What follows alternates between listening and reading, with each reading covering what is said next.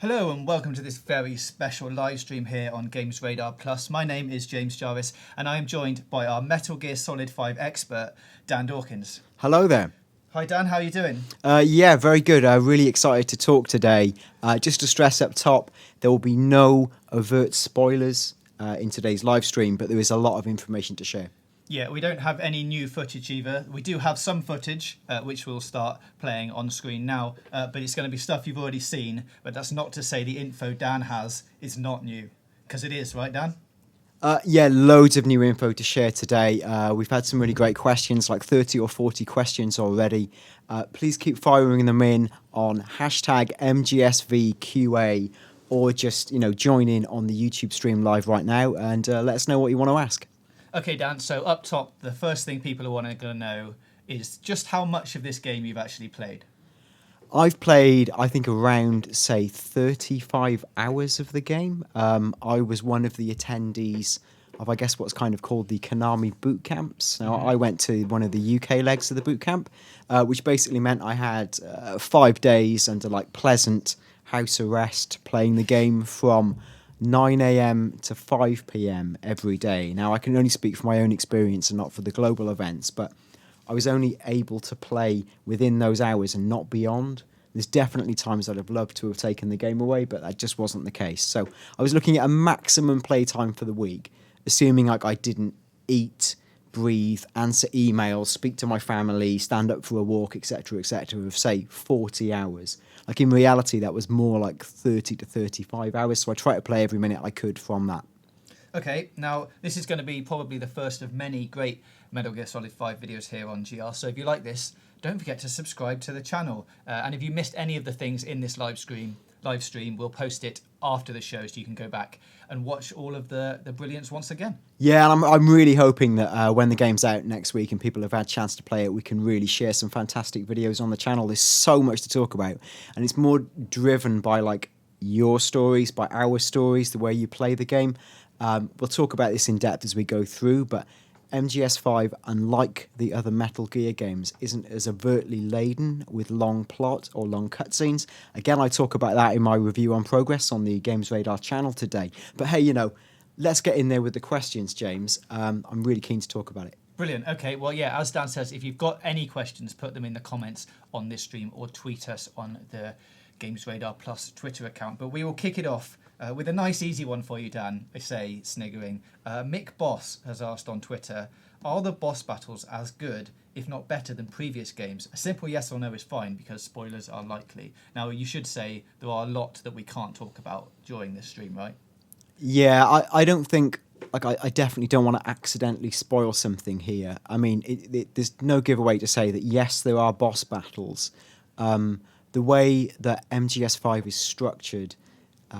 is you keep getting given missions, and to an extent there's an opacity about those missions up top, but as in it doesn't tell you everything that's about to unfold. So you don't always know it's definitely going to be a boss battle. You can listen to a briefing tape in advance, which will give you some ideas. Now, when you get the mission briefing at the start, they play a pre-credit sequence, which will say who stars in it, and quite often you'll see names appear and you'll sort of go, uh-oh, I've not heard that name before. Right. Or you'll see names you have seen before and go, oh my God, not, mystery thing again.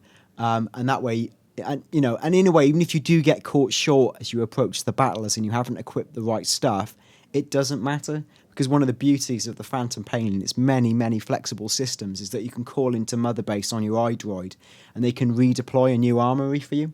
Okay. So that, even if you haven't got the right weapons, they'll send them out. Even if you haven't got enough ammo, by and large, they'll send them out. Okay. Now, in terms of the bosses themselves, again, I can't say much without spoilers. Basically, if you've played a lot of the series like I have, the peak of the series is undoubtedly MGS3. Now, we all think of the end sniper battle, which is an hour-long, peerless, daunting, incredible boss battle that you almost don't know how to begin or what to do in that for half an hour until it all starts to make sense. Now, I almost feel like we've reached a point in video game history where what happened in MGS3 will never happen again. That game was so hard and so oblique that I almost don't feel like you're allowed to make a video game like that anymore. People just wouldn't accept it. Now, with that in mind, there's nothing quite as oblique or unique in MGS5 that I've seen. Now, I will add as a further caveat, I have not finished Metal Gear Solid 5. I've played for 35 hours, and I've got, I think, quite close to a point that might be considered near the end, but I can't say much more about that because that's probably not correct, and I don't want to spoil anything. All right. So in terms of the bosses I've seen, there's some that definitely pay tribute to great moments in the series history. Now, we all know those great moments are pretty much in MGS3, so you can, create your own thought patterns from there. There's definitely some boss battles that, perhaps as a function of the way I played it, felt a little bit too much like brute force.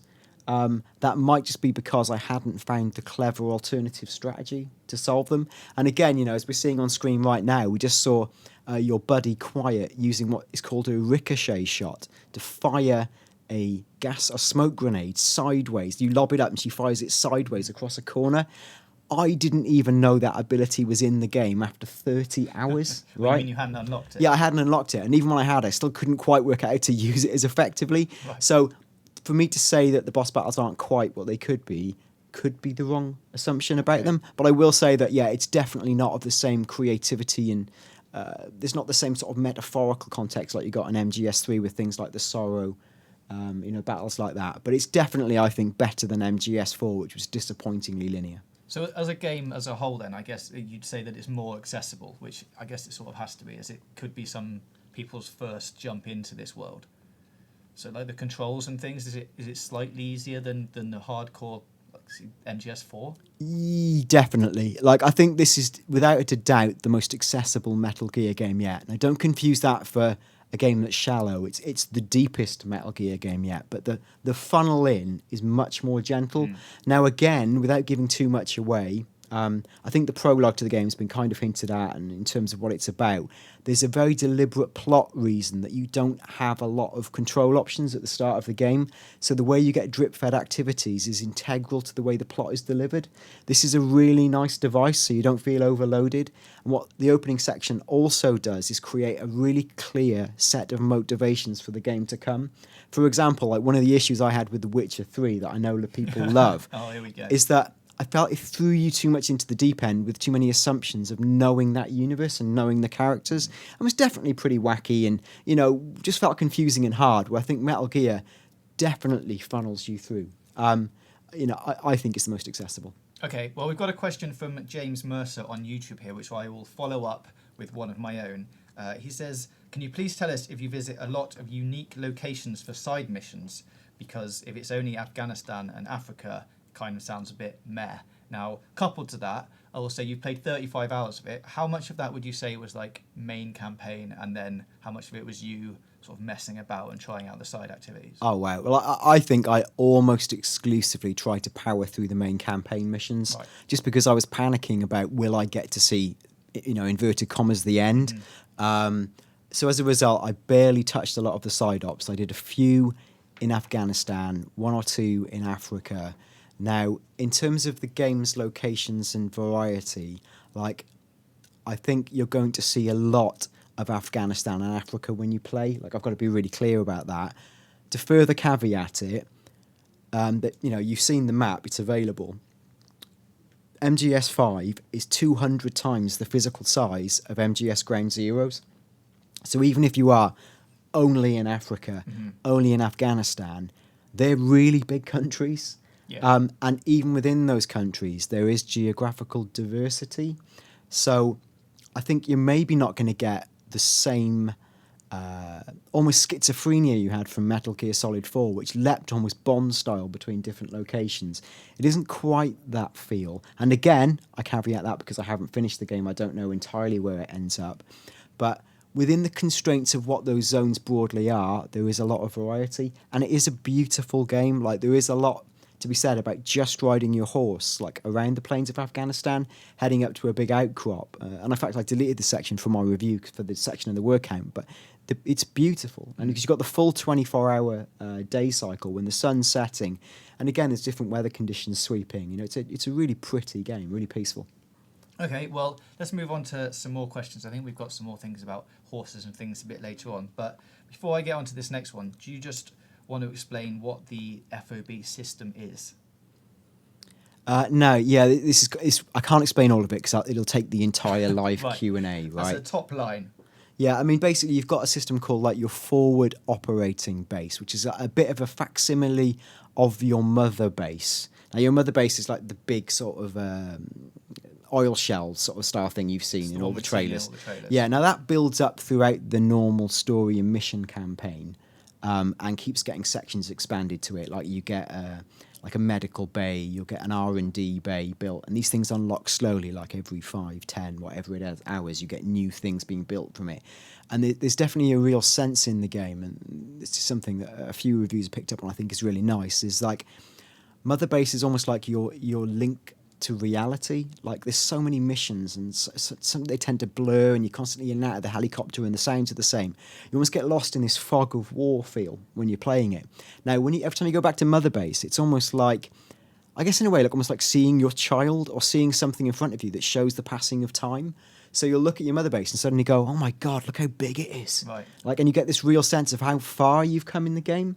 And every time you visit, like there's even more soldiers on the platform, there's even more animals that you've captured. You just get this real sense of progress and growth.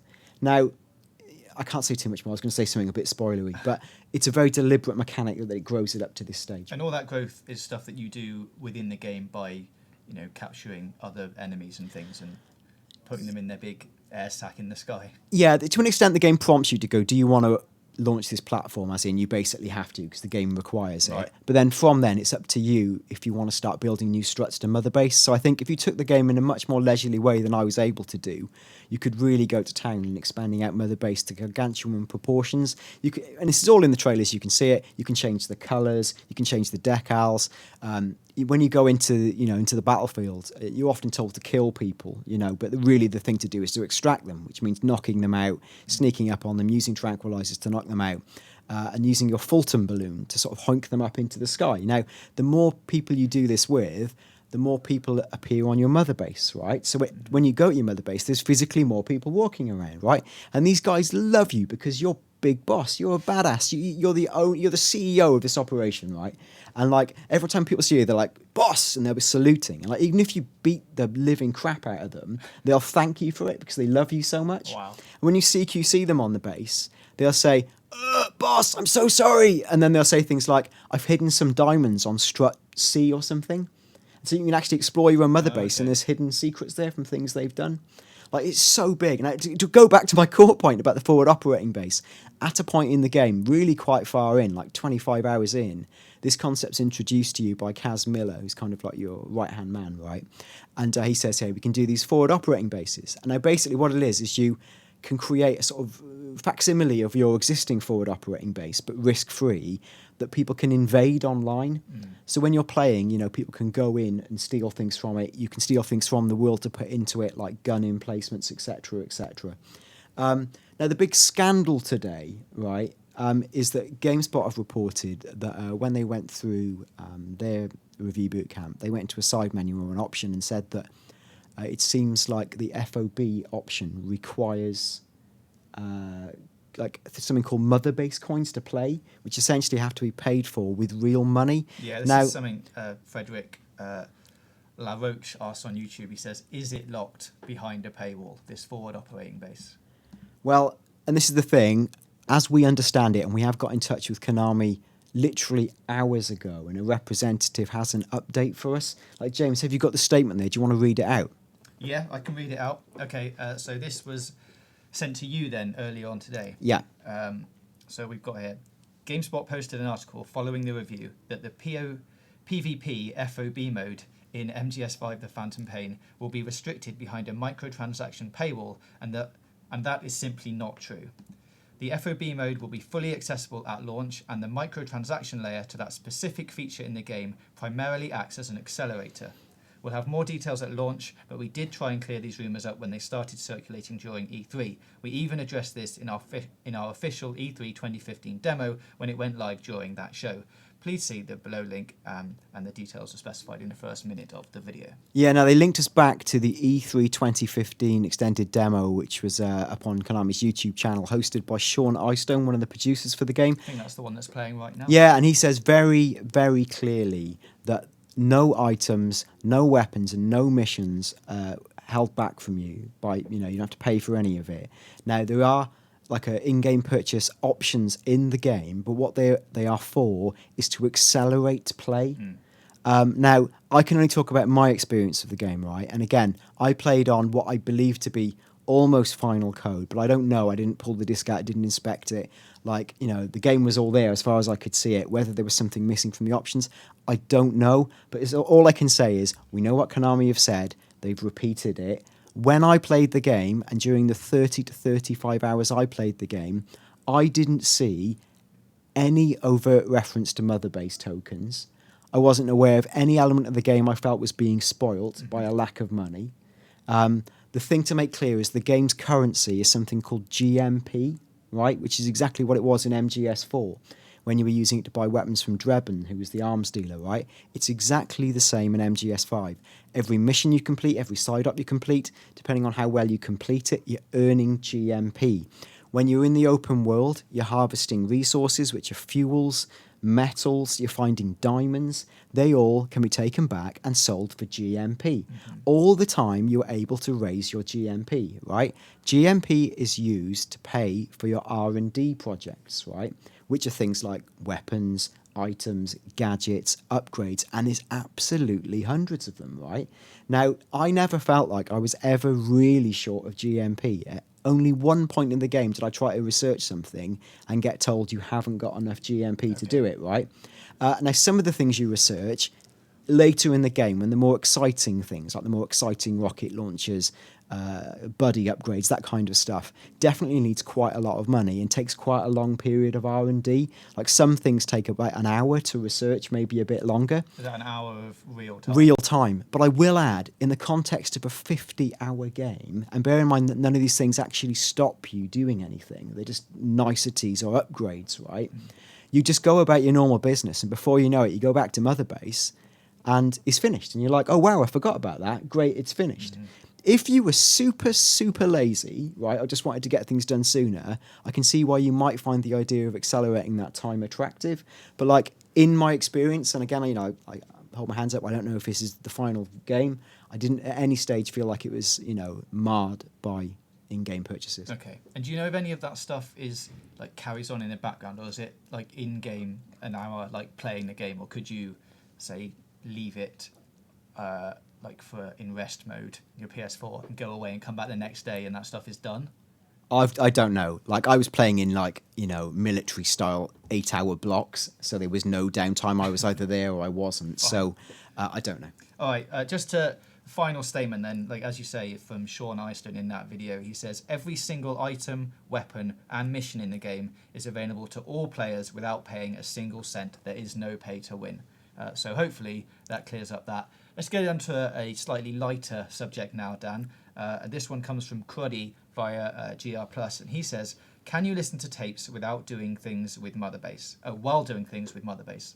Yeah, tapes are brilliant. Like basically, Big Boss has got a Walkman, right? And at any time you can listen to any of the tapes in the game. Now, the tapes can be music tapes, right? Because the world's littered with really cool 80s music, and you've probably seen a lot of this leaked and available. Now, one of the conditions of my non-disclosure agreement is I can't reveal all the music tracks. So I can't give the music tracks. You know the ones that are out there, right? Just Google it, you'll see them. There's cool ones. No more to tell us. There's things like She Blinded Me with Science. There's things like Aha's Take on Me's out in the public domain. And again, this relates to a further question, so I'll save that actually. Okay. But there's The Man Who Sold the World in there as well. And these tapes, there's not just audio, there's also mission briefing tapes. And more than anything, there's like tapes that are enriching the world. Now, the big thing about MGS5, a lot of people say is, I've not played a lot of Metal Gear. It's the most complicated game in the world. It terrifies me. Do I have to know everything about the Metal Gears that have gone before, right?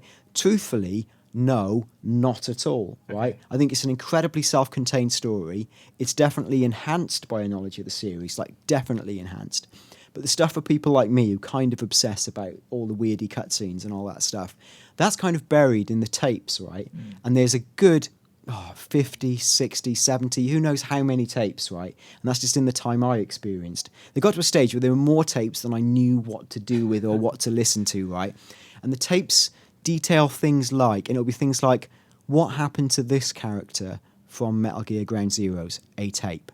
It will be things like, the situation in Africa, number 1, number 2, number 3, number 4, and there's a series of tapes about things like that. Big plot moments will happen, and then you get a new cache of tape unlocks, right? So the core tapes that relate to the story constantly unlock. You're not having to find them. It's just that you get to a certain point in the game, you almost get given like a cache of them to go and listen to that. They're there for you if you want, and what they do is they enrich in the context of the game, right? So you meet characters. You've seen a lot of the characters in the trailers, but you might go, I haven't got much of a sense of who that person is. Go into the tapes, right? And what the brilliant thing is, the tapes can be listened to at any time. So you can be like basically like strangling a man whilst listening to some backstory about Doctor Strangelove or something, right? It's all there. Like any time you can just pop the tapes on. My only quibble about the tapes is because you can play them at any time, it can be a little bit annoying that when you're getting a mission briefing, which is often relayed through audio, like you can see here, you can use that's your sniper rifle, but you can use your goggles all the time with R1.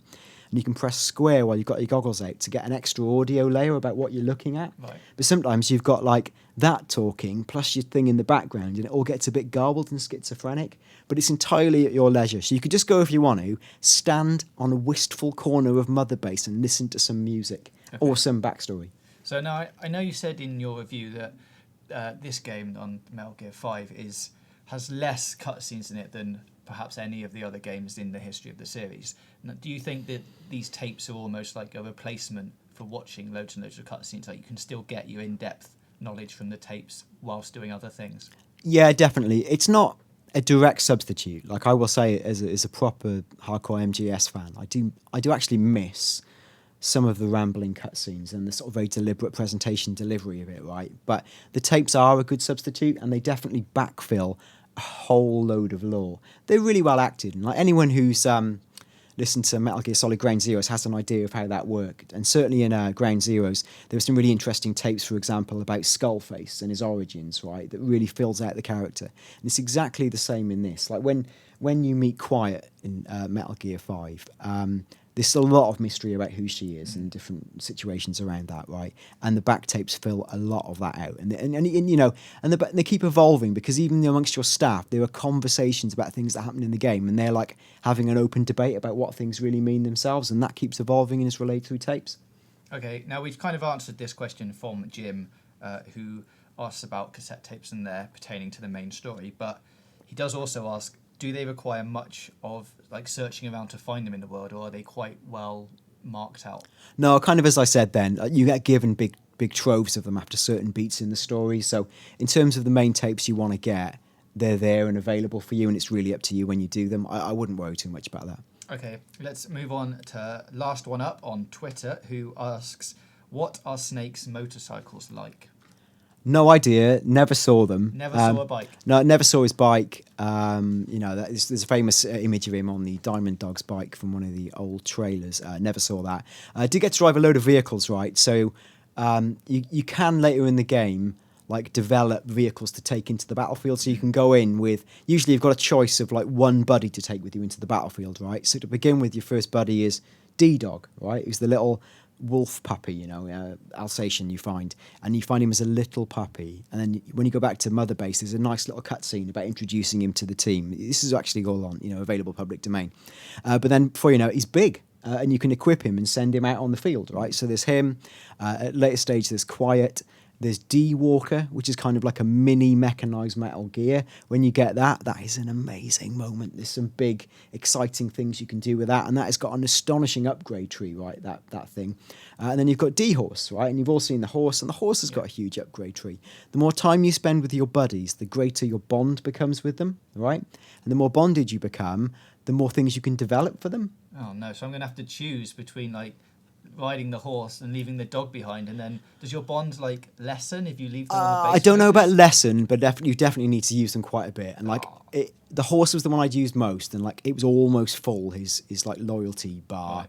And Quiet's was getting pretty full after about 35 hours as well, but the others essentially nowhere near. Yeah, and their buddies are really useful, but you can also take a vehicle with you. So you could also take in a Jeep. Jeeps basically, I think, they're just quite slow and a little bit awkward. They're on a different control system. They're like R2 to accelerate, L2 to slow down. They've got horrific turning circles. They're quite handy if you have to extract someone who's injured physically from a hot zone, right? But otherwise, they're a little bit of a pain. You will find that at stages of the game, you will definitely want a tank because you will want the firepower it affords you. But again, they're around the huge open world. These things can be found, and later in the game, you can develop your own. And then call them in whenever you want. Yeah. Develop them. Yeah. Okay. Right. Onwards to Cara White 88, who says, now that you've heard Kiefer as Big Boss, do you think Hater would have felt out of place with a more subdued character Big Boss has become? Yeah, what a laden question that is. All I can say about Kiefer is I like what you hear of him, right? Okay. He perfectly works within the game. You really don't hear a lot of Big Boss talk. There is not anything compared to the previous games, huge bits of exposition or huge back and forth dialogue. Or, I'd after a few hours in, I'd almost forgotten Keitha was the voice actor, and I actually surprised myself, reminding myself of it after a certain stage. Okay, fine. Metal Gear Z says, would a casual playthrough lend someone to a more satisfying plot experience? Which is a bit of a difficult question. I don't entirely understand that. I think it's possible. Let's put it this way, right? There's many, many ways to play each mission and to approach them with equipment, tactics, routes. So many ways to play this game, right? And it really is amazing. I finished some missions in ways that I felt like a complete oaf, right? I went in with the best intentions. It all went wrong. Before you know it, I'm wielding an RPG. There's blood everywhere. There's effectively sobbing from a hostage I'm carrying. It's a disaster, right? It's the worst thing I ever could have done.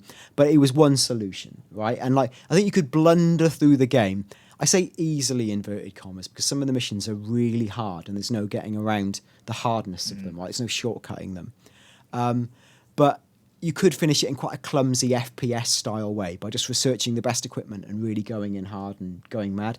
Stealth fans will be pleased to know there's loads of items to make stealth a great thing. You can see here the box. The box is brilliant, right? I barely used the box in 30 hours, even though in itself it's really powerful. You've got an inflatable decoy you can throw out that's super useful. You've got smoke grenades that are super useful because you can just drop them into a pack of enemies, basically drop into the middle of them like Batman, CQC them all out and just lift a hostage out. It's fantastic, right? That works really, really well. You've got C4, all these different things you can control remotely. I personally think the game needs to be played in a more stealthy, careful way, partly because it makes the game easier, because when you get spotted in the alert trips, it can go really wrong really fast. Yeah. And because, when you kill people, you can't take them to Mother Base, which in turn makes Mother Base less powerful, which makes R&D slower, etc., etc. Okay. It all feeds into each other.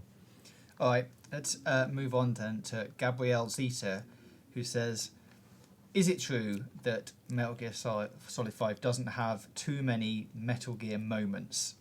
Silly stuff, epic boss battles, that kind of thing. Now, we've sort of covered this already, but are there, key epic moments that you can take away that you'll remember from the game? Oh, yeah. There's definitely some surprises, and I can't say much more than that. And I think, I'm a big student of all the trailers so far and the plot and the speculation and the things all the mad conspiracy theories about who Big Boss is, the Italian head doctor madness, all sorts of madness, right? Maybe, there's not that I've played, an Italian head doctor doesn't pop up on screen in some kind of weird fourth wall breaking insanity, but there's loads of shocks and there's lots of things that that are outside of the trailers and our experiences. So, do prepare for some things that you're not expecting. Okay, well, we've got about half an hour left, so keep your questions coming in on the live stream comments below or on Twitter. We've got loads more to get through, so I will carry on with them, Dan. Sunny Regis says, hey, are there many indoor areas? Outdoors look stunning, but I love a good grey base full of rusty metals. We can see one on screen right now, right? This is how the game works, is that traditionally where you'd have an indoor section where it might be Big Shell, or you're approaching sort of Dawkins base in MGS3, and there's some very interior sections.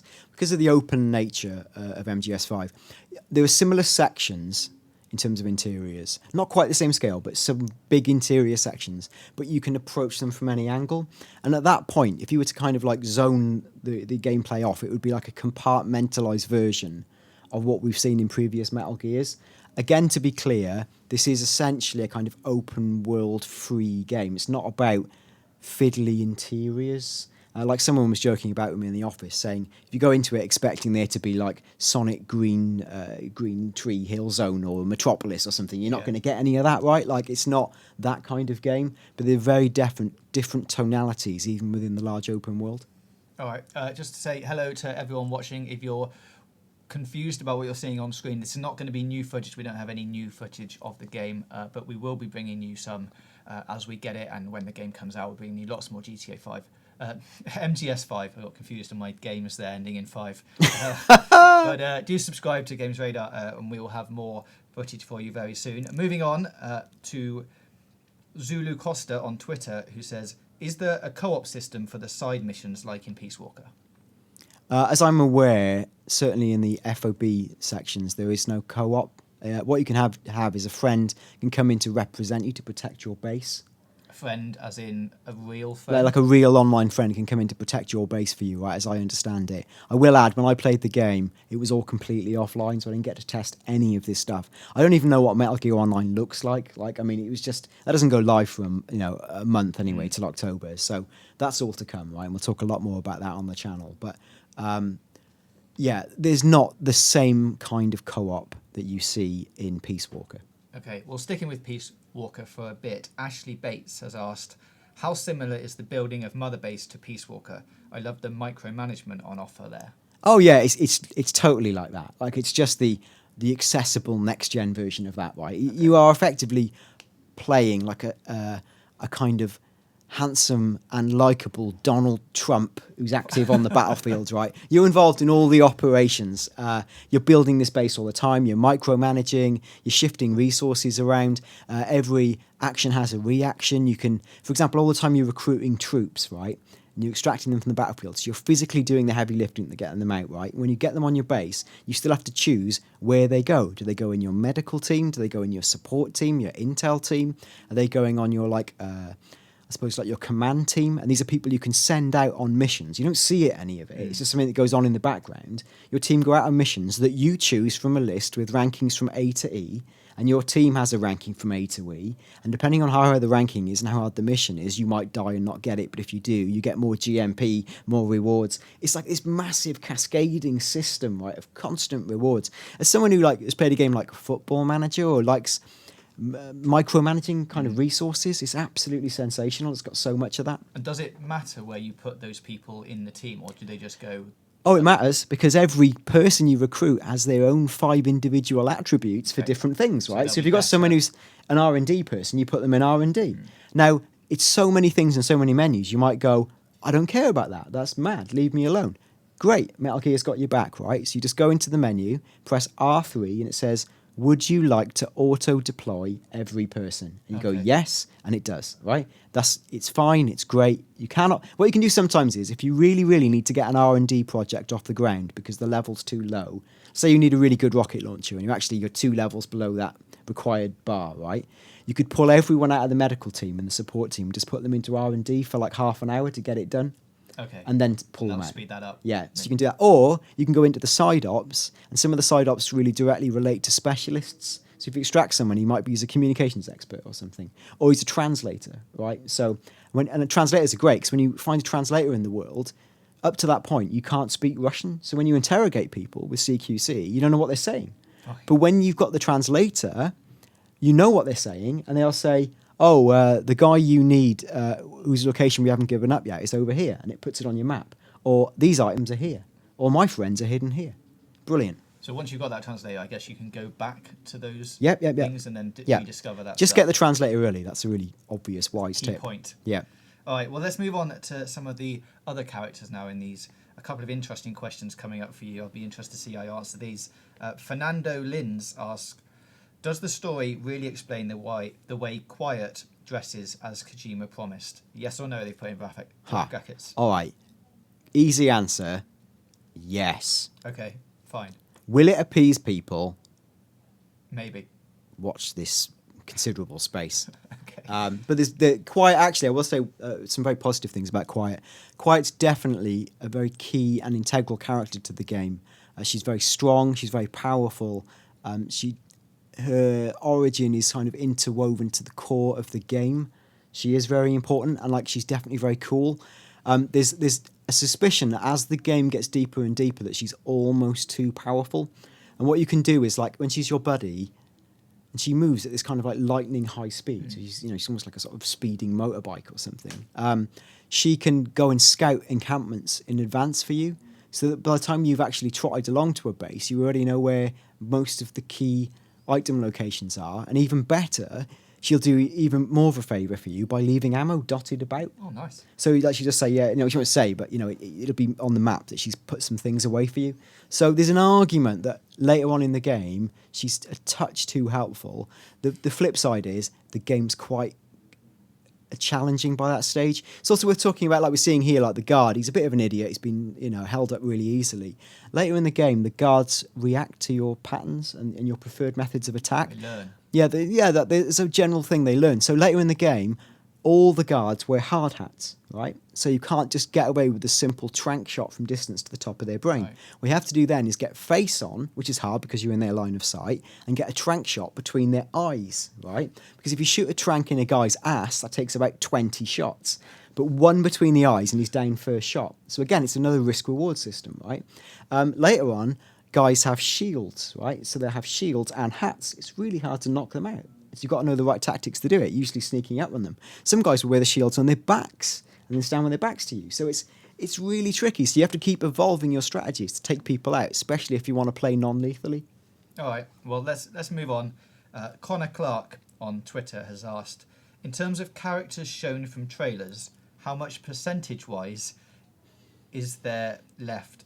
Are there any left to be revealed during the full game? So basically, have we seen all the characters in the trailers, or are there a few hiding away?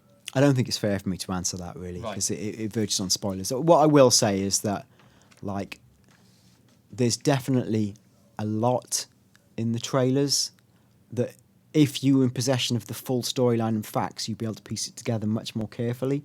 At the same time, don't roll down the wrong tree with that, because there's some twists and surprises. And again, I wouldn't say any more, and I couldn't. Fine. All right, then.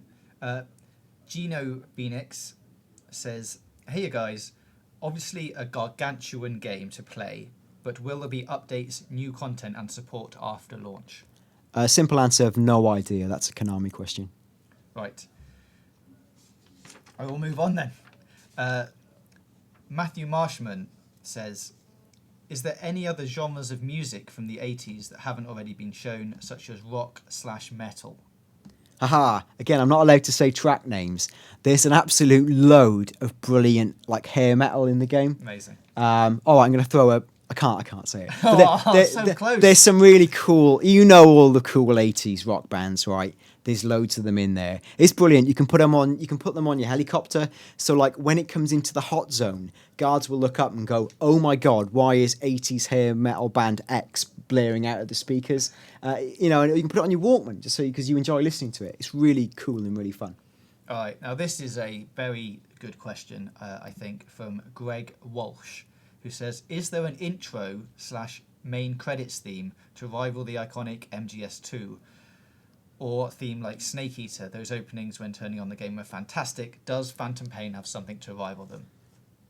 Sorry, you have to run that by me again because I was reading a Twitter question. I'm so sorry. It's basically, is there a theme tune to MGS5 that's as good as MGS2's? I don't want to spoil anything, but basically, from my playthrough, the song I've taken with me as the iconic theme of MGS5 is The Man Who Sold the World. That will become clearer as you play it. But I know Donna Burke's done some stuff, but I just kind of remembered that less. That might just be me, right? And is that something that you have to find in game, or is that given to you? What, The Man Who Sold the World? Yeah. You get given it. Okay, brilliant. Lee on Twitter asks, do you know what in-game interaction Ground Zeroes has with the Phantom Pain? This is something I meant to research before I went on air, and I didn't. I'm really, really sorry. It's something we can update maybe later on in the comments stream. I believe that when you've got 100% or whatever level of ground zero save you've got, it does gift you with better staff from the get-go on Mother Base, which is definitely an advantage. Looking at the way the in-game purchases are being geared, I would imagine, and I don't want to speak out of turn, is that most of the incentives will be kind of make the game easier and better, but not prohibitive things. Okay, good answer. Here we are from Penguin Chili, good name, asks, "Hi Dan, I'd like to know if there was much in the way of buddy customizations, like outfits and things. Oh, yeah. Can I give my horse a cool cape?" There's loads, right? Like the buddies have got, it depends on the buddy, but they've got loads of things. Like D-Walker, the kind of mechanoid thing you've got, the mini Metal Gear, has got, I don't know exactly, but I counted like something like 15 different upgrades, right? Like loads of things, right? Now, even your sort of breathing buddies have outfits. Breathing buddies. Yeah, like, well, I mean, I don't think like a Metal Gear breathes. That sounds almost existential, right? Your buddies have outfits, right? And some of them will surprise you. And it's no point me saying because it will literally spoil it. But there are some fun outfits. And I don't just mean that in a really tawdry, it's even more questionable. There's some surprising outfits. Fine. All right, then. Keith on Twitter has asked, "Are reviewers completing all of the game side ops? One said there was over 100. I didn't see 100 side ops. Like what I will say is that like in Afghanistan, I definitely left about 10 to 15 side ops just completely unclicked that I hadn't looked at. And in Africa, a very similar volume. It's just loads, right? And I just couldn't get round to them. And then there's more side ops if you count the support team missions and that kind of stuff. So there's loads of stuff to get on with. And as an average, how long do you think it takes to do like each side op? Are we talking like half an hour? No, like missions. Actually, a good question. That's a good spring point for generally about missions, right? Some missions can be done in about 5 to 10 minutes. If you know exactly what you're doing, you can do a brilliant mission flawlessly stealth in about 5 to 10 minutes. Some missions, right? Now, other missions can take an hour, like longer than an hour, because they're really long and there are some multi-part missions. Particularly when the game, because there are times when you feel like the game's getting a little bit samey, right? And you're like, I'm used to this pattern of gameplay. I need a change up. And then there will be a change up. There'll be a cutscene, a plot acceleration, a change in pace, or a kind of multi-part mission that's a bit of a big moment. And those can take like easily an hour, right? Okay. And they're hard. Like they're really hard. And some of those missions, like I flumped one of them after an hour's play, and it doesn't throw you right back to the start of the hour. But there are. And again, this relates to another question about saving, right? Yeah, the game generally saves at checkpoints, right? So you're getting checkpointed all the time, and that's pretty good. They're pretty fair, but there are occasionally checkpoints that don't feel quite as fair, where you've got to go back through like a 10-minute section that you've only done by the skin of your teeth, and you were delighted to have done it without being detected. And the thought of having to do it as painstakingly again is painful. And then inevitably, what you do is try and rush it. And you get in this hideous, destructive cycle. It gets worse every time because you're desperate to do it. It doesn't happen often, but there are moments where you're like, "Ugh!" Or other bits in the game later on where you've got certain things to tackle that are tricky, and essentially you just in your mind decide on the wrong strategy. And rather than thinking of a new strategy, you just go, "No, I will bludgeon my rubbish strategy onto this game," and you keep dying and dying and dying, and just transforming it right by like changing your equipment. Or changing your approach can completely change the ease of a mission. Okay, so yeah, I guess you've covered this from Michael on Twitter. How does the save system work? But let's add on to that. Obviously there's an autosave. Is there a manual save? Or is there not? Well, I don't want to speak out of turn because I can't remember. Like I basically just relied on the checkpoint save all the time, and I was really ploughing through quickly. So I don't know. Okay, let's move on then to another question, and we've got.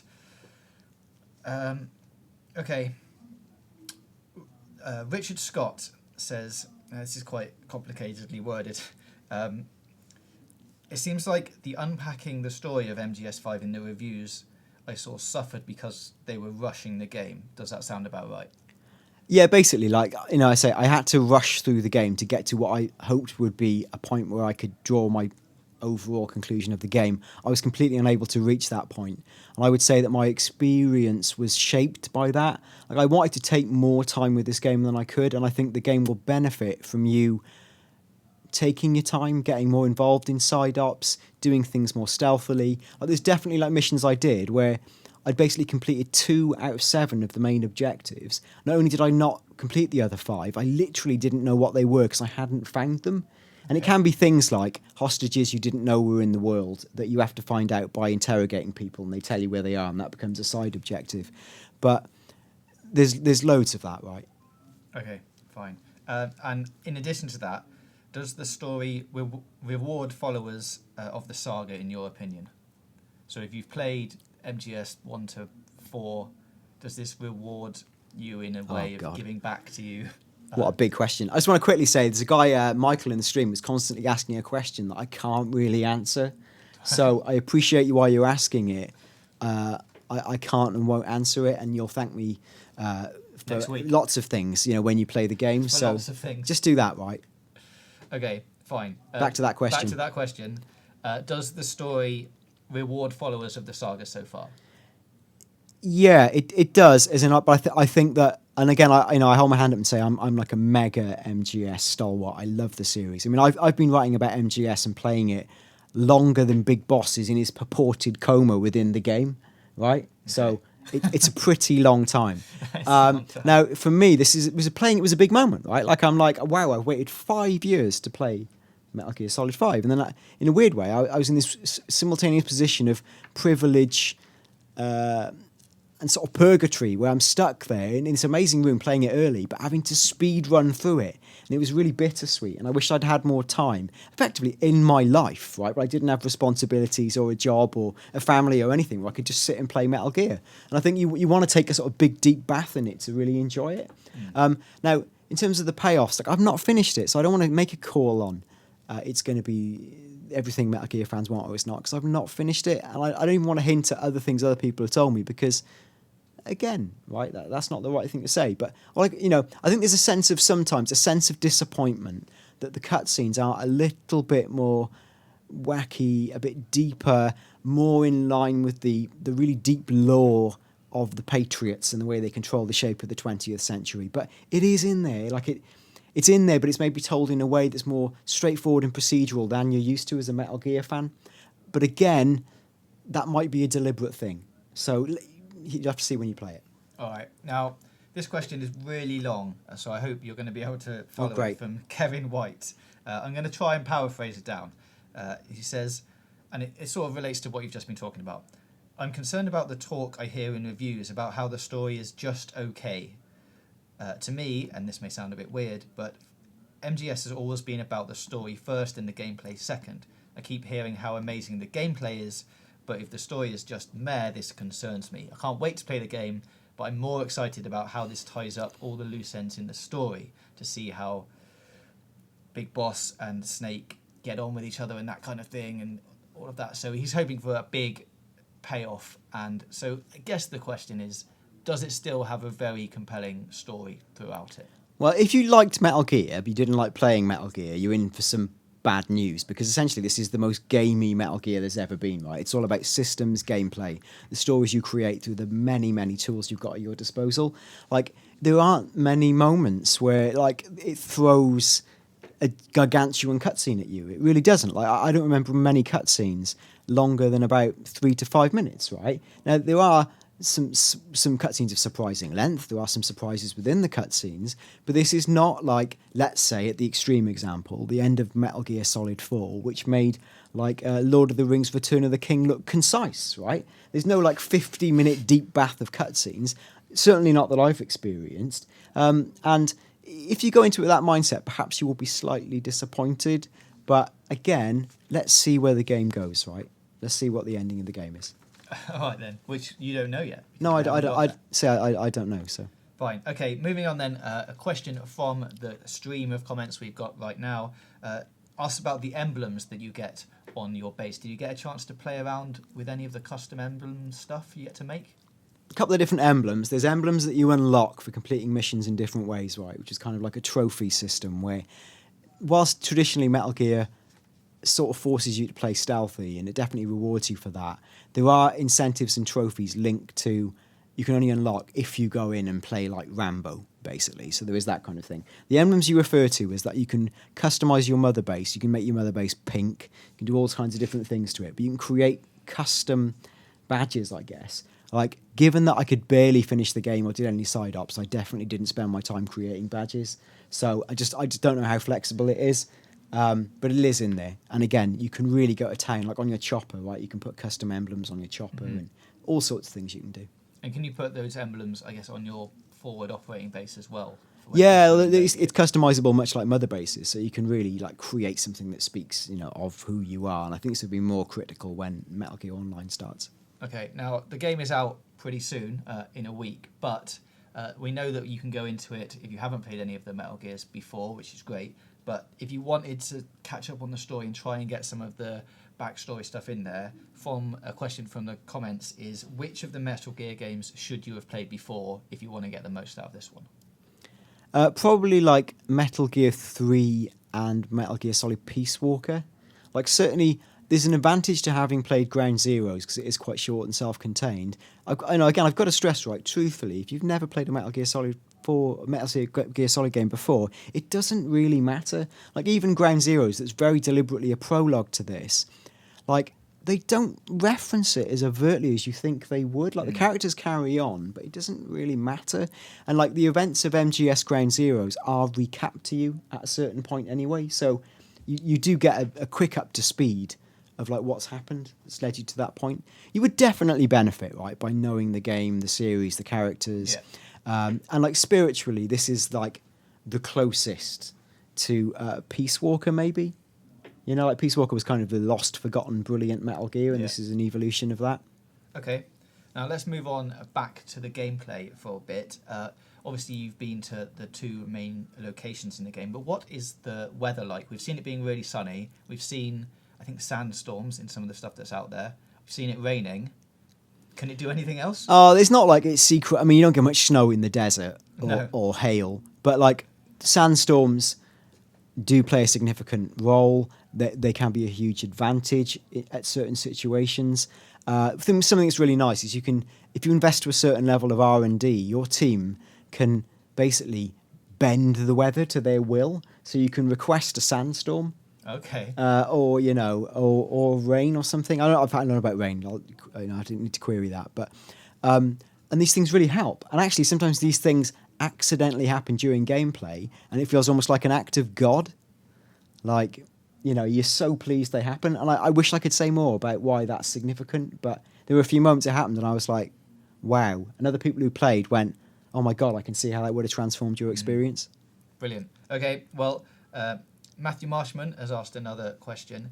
Is Mother Base a worthwhile and interesting place to explore, or do you just want to get back out on the field every chance you get? Yeah, I mean, truthfully, right, it's not like going to your house and there's video games and cool things to hang out and you go there and play on Twitter, or, there's a dance lounge. There's nothing like that. It is really like a giant tin base. Mm-hmm. Now, the individual struts, like, there's one where you've got all your animals. That's really interesting. There's one where R&D projects. Yeah, there's a zoo, right? Your own zoo? Yeah, which you populate by stealing animals from the world. Oh, that's amazing. Which is amazing. So you can, like, when you've got your balloon to the right level, you can extract, like, grizzly bears out of the environment. So the balloon various things levels up, like, it can't carry a certain amount of weight. Yeah, everything levels up. So the balloon at the start can only extract people, right? When you level up to the next level, you can extract mortars and machine guns. When you take it up another level, you can extract giant crates full of supplies. You can extract jeeps or lift them up, right? Yeah, brilliant video released today on Konami's Japanese channel, where they've got the Vlog series, right? They show you extracting a truck with C4 strapped to it, right? And as the truck goes up on the Fulton balloon, an enemy helicopter comes in and you can detonate from distance and blow up the chopper that way. Wow. It's absolutely amazing, but you need a really advanced Fulton balloon to do that. All right, and now just getting onto a more personal thing, which MGS5 fansite asks, when you were first told you got to play Metal Gear Solid 5, how did you feel deep down? Were you like a kid in a candy store? Now, I think the fact we're doing an hour-long stream of you just answering questions about it is evidence of that, but I'd like to hear it anyway.